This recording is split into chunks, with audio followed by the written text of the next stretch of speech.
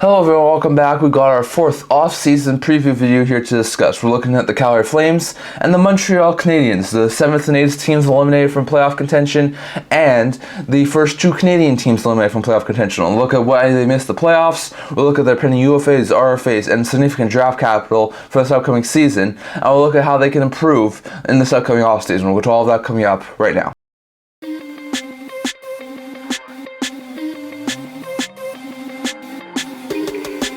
Hello everyone, welcome back to another video here at the Internet Hog channel. Before we begin this video, don't forget to like this video and subscribe down below. Thank you all for your support. I'm able to do so if you haven't already, don't forget to subscribe button down below. And don't forget to leave a comment down in the comment section below discussing today's video. Now, as usual, in this video, we're going to be looking at another off-season preview. We're looking at the Montreal Canadiens and the Calgary Flames. Canadiens wound up being the 7th team eliminated. The Flames were the 8th team eliminated. Both of these are the first two Canadian teams eliminated. So we'll get to the Canadiens first, given the fact they were the ones who were eliminated first. So reasons why the Canadiens missed the playoffs. This has actually been a pretty good year for the Canadiens. They're ahead in points compared to how they were doing last year. They're having a much better season than last year. Now, they're still in a rebuild. You got to remember that. They're coming out of it. You can definitely see the signs of them being a really good team, and maybe as early as next year, potentially a year after that, but they have the makings of an extremely talented young team, but this is still a rebuilding year. So, like I said, young roster, rebuilding year, still a little bit needs to be worked around the edges before they can start making the playoffs and be competing for playoffs, but definitely, I think this is a really good season for them. This is a really good rebuilding year. They've done a lot better than last year, so I think the young roster probably has some things to do with why they missed the playoffs. Not overly great this year, and they have had some downs at this point in time, and their goal scoring has been overly great this year, but they have a lot of young pieces, and they look like they're going to be a team that's going to be a problem with to deal in the future. But I think just given the fact that they're starting to come out of a rebuild, and they still have a majority of a younger roster,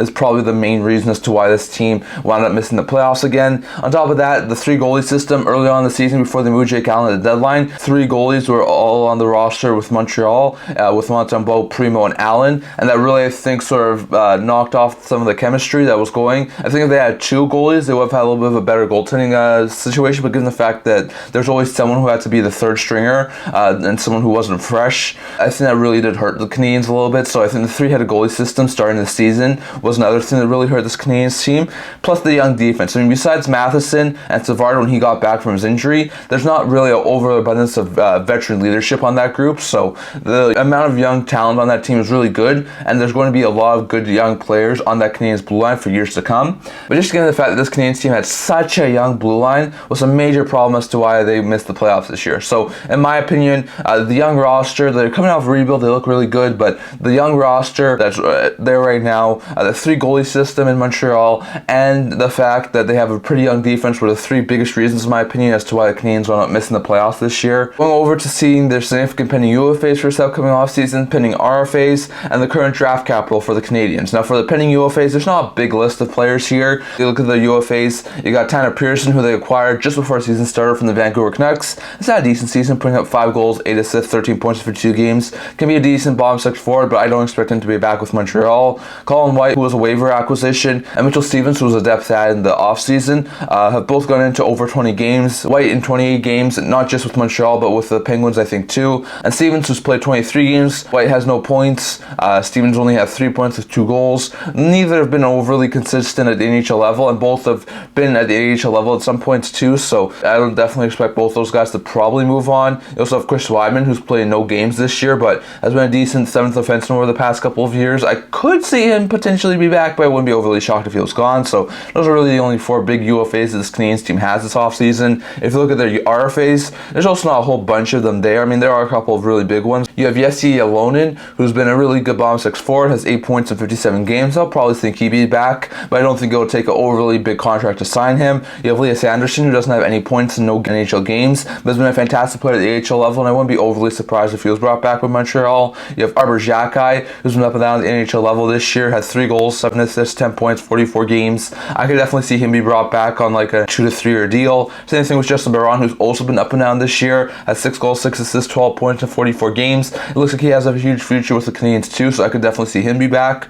Matthias Norlinder, who has not played at the NHL level this year, but has been another really good prospect for the Canadiens. I could definitely see him be brought back as an RFA. So a couple of really big ones on the RFA side on the defensive end, but still not overabundance of huge RFAs or UFAs for that coming off season. I think the Canadiens will definitely have, as much as they do have a couple of pieces, they don't have a whole bunch of RFA and UFA business to take care of this offseason. If you look at the team's draft capital for the 2024 offseason, they have about 12 picks for this upcoming draft. You have theirs and the Jets' first round pick. They have the Avalanche's second round pick. They have theirs and the Wild's third round pick. Their own fourth. They have theirs and the Sharks' fifth round pick. Their own sixth. And then they have theirs, the Caps, and the Oilers' seventh. So they have a lot of draft capital, not a whole bunch in the top 3 rounds, with only 5 in the top 3 rounds, but they do have an abundance of draft picks. So very good stuff there for Montreal. And then 5 ways I think the Canadiens can improve before next year.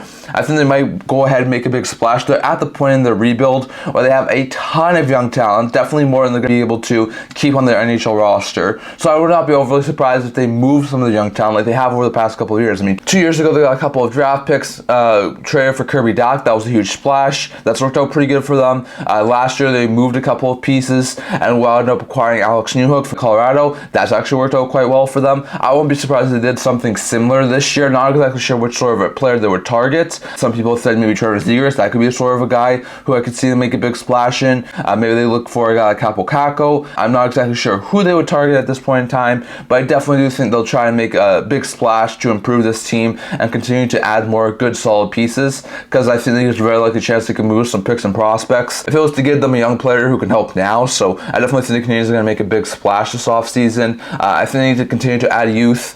They have a ton of players who are about to become NHL players in the next couple of years. I mean, on the defensive end, you have Lane Hudson, Logan Mailloux, and David Reinbacher, who all look like they could easily be NHL defensemen in the not-too-distant future. You also have a couple of forwards like Riley Kidney, like Joshua Roy, amongst others on the forward group, who could definitely be NHL forwards in the not-too-distant future. So there's a lot of really good young pieces in Montreal, so I expect them to continue to add some more youth to this team as of next year. Another one I think they should do is move Jordan Harris. Like we said, they have an abundance of blue liners and a lot more than they're going to be able to find NHL room for. So with that in mind, I think there's a very likely chance Jordan Harris is gone. He's a really good defenseman. He can be a solid 4th, 5th defenseman on an NHL team, but just given the fact that the Canadiens have such an abundance on their blue line, I don't expect him to have a future in Montreal, so I definitely expect Jordan Harris to get moved. I also think they could definitely go after a veteran defenseman. Like I said, Matheson is really the only veteran D besides David Savard, who we'll get to in a second, who are on that blue line, so I could definitely see him look to try and have maybe like a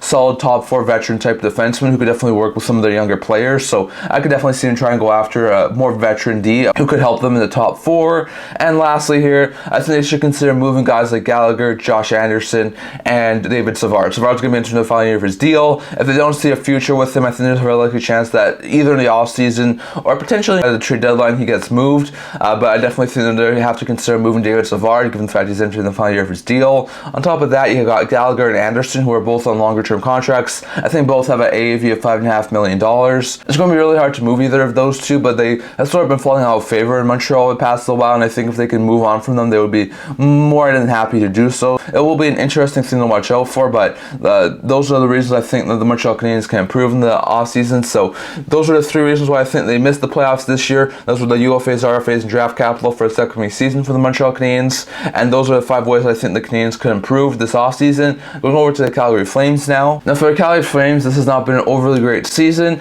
They've definitely been a lot lower in the standings than they were last year at this point in time. Last year they were competing for a playoff spot. This year they're way out of a playoff spot and eliminated. So not overly great stuff there for Calgary. There are definitely a couple of contributing factors. One I think has to be their pending UFAs. They started this season off not knowing the futures of Elias Lindholm, Noah Hanifin, Nikita Zadorov, as well as Chris Tanev. And the future of those guys being up in the air I think really did hurt this team. There was a lot of speculation right from the get-go that the Flames would be considering moving players. I think that really hurt the psyche of the team. And as much as I think they have really saved face after what was a bad start, I think the fact that they had so many pending UFAs with uncertain futures was a major reason as to why this Flames team wound up falling so hard and wound up being so far below 500 right now.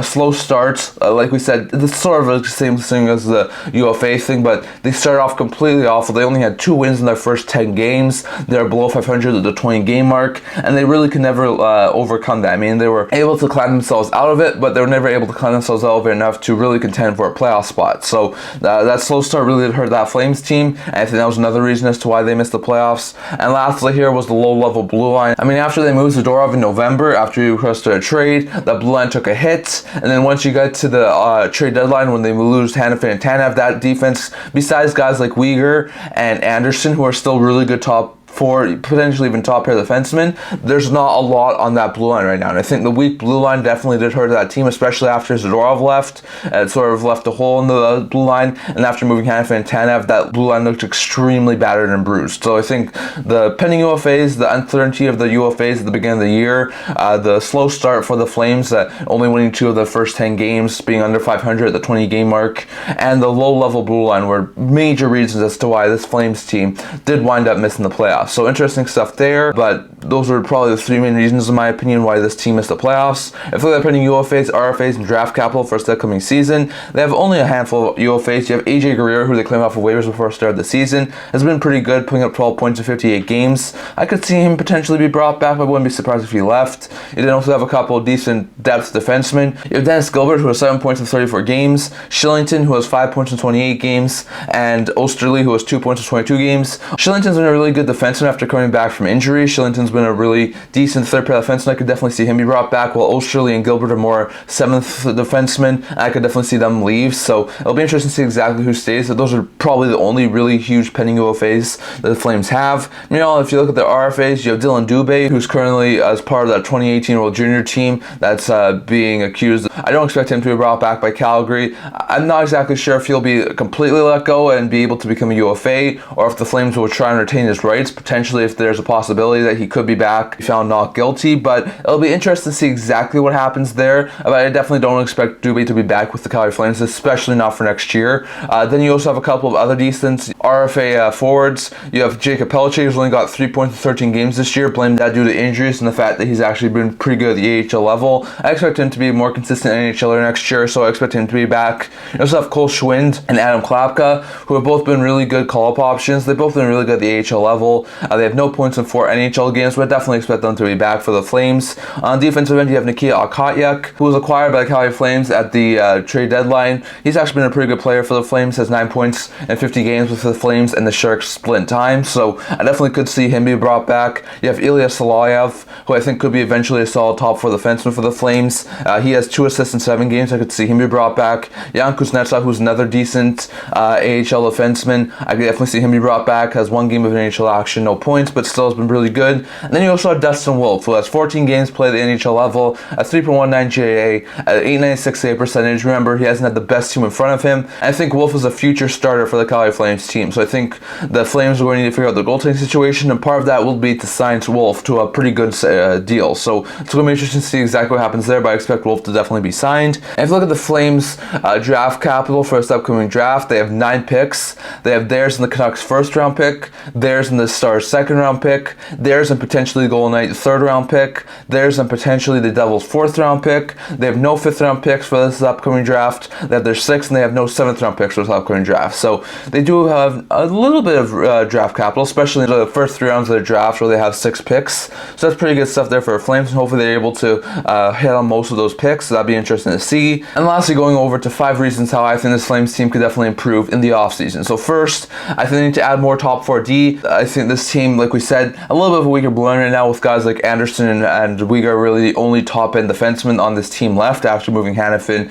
Tanev. So I think they're going to go out this offseason, whether that be via a trade or via free agency, and try and add some more blue liners. I could definitely see him go after a guy like Brandon Montour or Shane Gostisbehere on the free agent side. A guy like Colton Parayko makes sense in the trade market. So I'm not exactly sure exactly which way they will go, but I definitely expect them to try and improve their defense to make it a little more competitive for next year. I also think they'll consider moving moving Shrangovich, Mangiapane, and Kuzmenko, or potentially extending them. All three of those guys are going to be entering the final year of their deals. I could definitely see him waiting until the deadline to deal them, but I definitely think there's a very likely chance that the Flames will consider moving them. At least Mangiapane and Kuzmenko. I think Shrangovich has actually been extraordinarily well since being acquired from the offseason. Kuzmenko has actually been a pretty good addition too. Mangiapane has definitely had a down year, so not exactly sure who exactly they will move, but they think they have to try and make decisions on all those guys potentially before the season starts, so they don't have a whole bunch more questions with pending UFAs for the next year. I think they also have to move Markstrom. Like I said before, I think Wolf is the future of this team.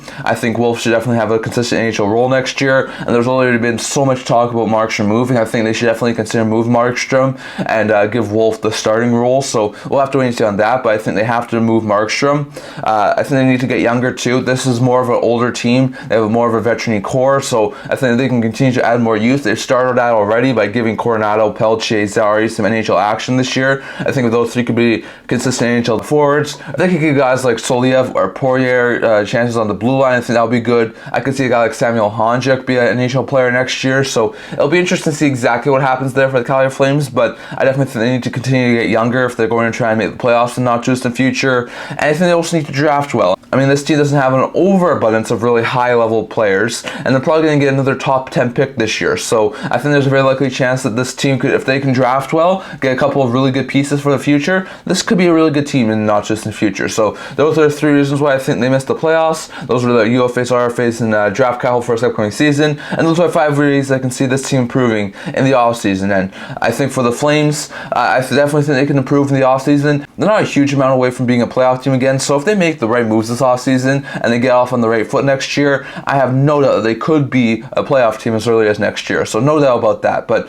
those are what I think about the Calgary Flames and the Montreal Canadiens. I'd love to hear your guys' thoughts on all of this down in the comment section below. What do you think of the Canadiens and the Habs? Do you think that both teams can make the playoffs next year if they make the right moves? Do you agree with me with anything that I said that the Canadiens could do to try and improve this team? Anything I said the Flames could do to try and improve this team? Definitely let me hear your guys' thoughts on that. And do you agree with me that those were the reasons why those teams missed the playoffs? And what do you think about the UFAs, RFAs, and draft capital for this upcoming offseason? Definitely let me hear your guys' thoughts on all of that down in the comment section below. So I'm going to talk for today. Remember to like this video, and if you're watching, subscribe down below. Thank you for your support and the real truth of you guys. So if you haven't already, definitely hit the subscribe button down below. Don't forget to leave a comment down in the comment section below discussing all discussed in today's video. Also a blog talking about news, rumors, analysis, stuff like that. So if you check that out, I'll leave a link to it in the description below. And I can't wait to see you guys all for next video. See you guys soon.